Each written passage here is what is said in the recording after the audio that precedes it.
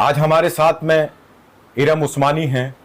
इरम उस्मानी जी, दारुल देवबंद ने एक महिलाओं पे प्रतिबंध लगाया था, और क्योंकि वहाँ जो रीलें बनती हैं, जिस तरह से रील बनाते थे और वो इंस्टाग्राम पर और फेसबुक पर इस तरह गाने लगा के, सॉन्ग लगा के उसको डालते थे, तो आप उसको किस नज़रिए से देख रही थी? उस टाइम पे हमने आपकी बाइट भी की थी, बयान लिया था, तो आपने उसका थोड़ा सा हल्का सा विरोध किया था कि ऐसे नहीं, ऐसे करके हो जाए। देखिए, रील बनाने पर पाबंदी, वो बात बिल्कुल जायज़ है। रील तो महिला क्या पुरुष क्या सबके ऊपर पाबंदी होनी चाहिए, क्योंकि वो ये ना कि बैकग्राउंड में सॉन्ग चलते हैं और तालीमी इदारे हैं, उन इदारों के पीछे आप सॉन्ग चला रहे हैं तो वो गलत उसका असर जाता है। और हमने उस टाइम बोला था कि आप महिलाओं पर रोक मत लगाएं, रील्स पर रोक लगाएं। और कुछ बातें हमने रखी थी कि महिलाओं की जब एंट्री हो तो उनकी वही आधार कार्ड, पहचान पत्र या कुछ भी आईडी मतलब होनी चाहिए। ये कुछ चीज़ें हमने भी बोली थी और शुक्रिया अदा करना चाहूँगी मैं मोहतमीम साहब का, उन्होंने इस बात को फॉलो किया, भले ही वो हमारे कहने से किया या किसी और से या खुद से उनके जहन में आया है। बहुत बहुत शुक्रिया, बहुत अच्छा फैसला लिया कि उन्होंने महिलाओं की एंट्री स्टार्ट कर दी है शराइत के साथ, और वो जायज़ शराइत हैं, उन शराइत का होना ज़रूरी है कि महरम के साथ अपनी एंट्री करें, अपनी आईडी सबमिट करें, गाने नहीं चलेंगे, रील्स नहीं बनेंगी, फोटोग्राफी नहीं होगी, फ़ोन बाहर सबमिट हो जाएंगे। बहुत अच्छा फैसला है। अच्छा, एक फॉर्मेट भी उन्होंने जारी किया, जो फार्म होगा उसको भरना होगा, उसके बाद ही आपको वहाँ एंट्री मिलेगी, 2 घंटे का टाइम दिया गया है। सही बात है सिम भाई, ये नहीं पता चलता ना कि आप कहाँ से आ रहे हैं, आप कौन लोग हैं। अननोन कोई भी आता है, मुंह उठाया, आप किसे ढूंढेंगे? वहां पर दीवारों पर कोई लिख कर जा रहा है या रील बना रहा है। अभी भी ऐसा हो सकता है कि कोई बंदा फोटो ले ले, तो उसकी जब एंट्री होगी, एक फॉर्मेट बनाया है, तो उससे ये तो पता चलेगा ना कि किस जगह से वो बंदा आया है, कौन है और क्या कर रहा है। और इंशाल्लाह जब सब कुछ सिस्टम से चलेगा तो कुछ ऐसा होगा भी नहीं। और बहुत अच्छी बात है, जब बाहर से घूमने के लिए लोग आते हैं तो हमारी पहचान भी तो दारुल देवबंद है, और लाइब्रेरी लोग देखने जाते हैं, देवी बाला सुंदरी भी जाते हैं, तो एक पर्यटन स्थल है, उस पर लोग घूमने जाते हैं और जाना भी चाहिए। उनकी पाबंदी हट गई, ये तो बहुत अच्छी बात है। अच्छा, वो कुछ लोग ही थे जो इस तरह की हरकतें कर रहे थे, जो मतलब खास तौर पर दारुल देवबंद में घूमने के लिए आ रहे हैं और वो महरूम रह जाएं उस चीज़ से, वो सवाब की नीयत से अपने घर से चलते हैं और उनको वहाँ इजाज़त ना मिले घूमने की, तो माइंड बना के आते हैं। हम देवबंद शरीफ जा रहे हैं भाई, देवबंद दारुल देखने के लिए जा रहे हैं। लाइब्रेरी तो अभी कुछ टाइम पहले हम लोगों के सामने ही बनी है, लेकिन हम तो अपनी जब से आंख खोली है तब से हम अपने घर से भी सुनते थे कि हमारे घर मेहमान आए हुए हैं, जब हम बहुत छोटे थे कि हम दारुल घुमा कर लाए हैं।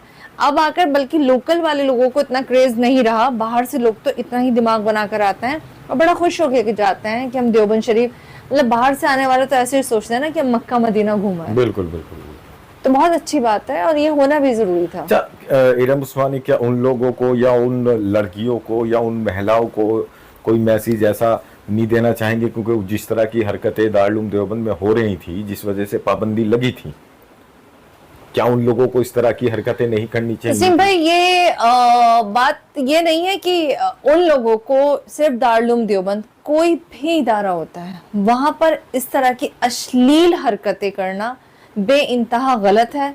मैं तो खैर इन ये टिकटॉक टाइप जो ये वीडियोस बनती है, मैं इनके भी खिलाफ हूँ, क्योंकि इन्होंने पूरा माहौल ख़राब कर रखा है। पेरेंट्स को बिल्कुल होश नहीं रही कि हमारे बच्चे क्या कर रहे हैं, और वो सब सोशल मीडिया पे चल रहा है और मज़े मज़े में देखते हैं। मैंने तो कुछ पेरेंट्स ऐसे भी देखे हैं कि बोलते हैं कि हमारी बेटी की फला फला आईडी है, आप उसे चेक करिए। मगर हमारे भी बच्चे हैं, कहते हुए भी डर लगता है, लेकिन इन चीज़ों पर तो क्या कहें, ज़माना ही अजीब हो गया है जी।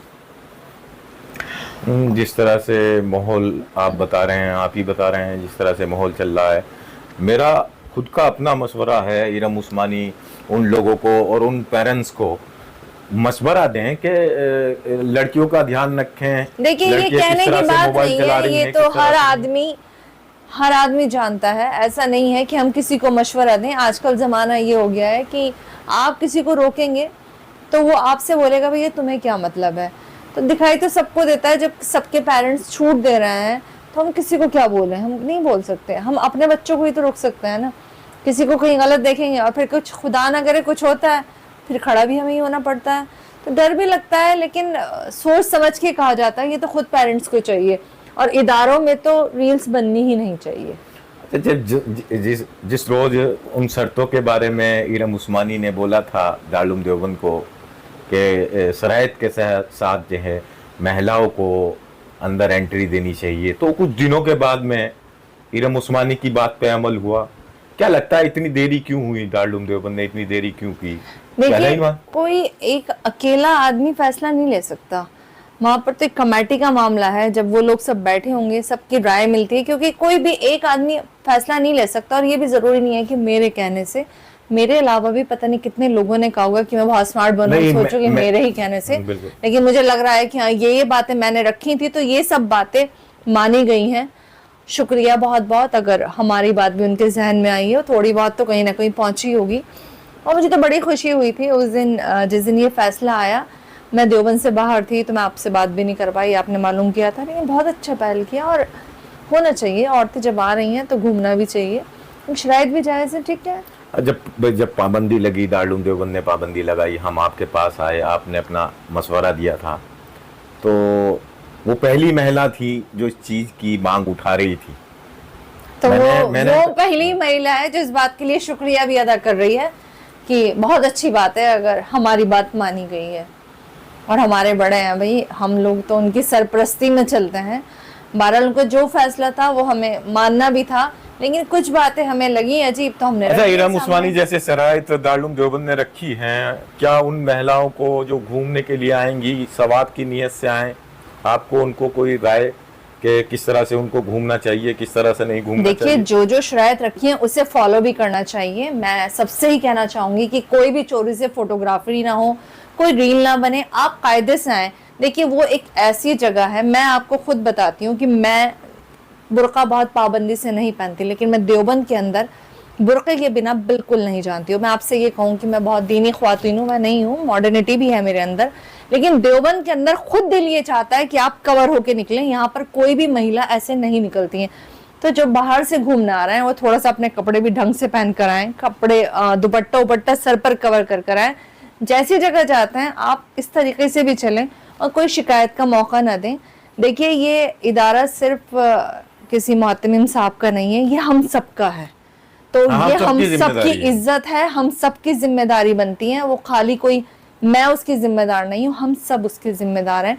कहीं से भी कुछ गलत होता है या नाम जाता है, बाहर निकलता है, तो असर सब पर पड़ता है। तो अपनी जिम्मेदार खुद बने हम क्या किसी को सलाह दें, ना समझ कोई नहीं है।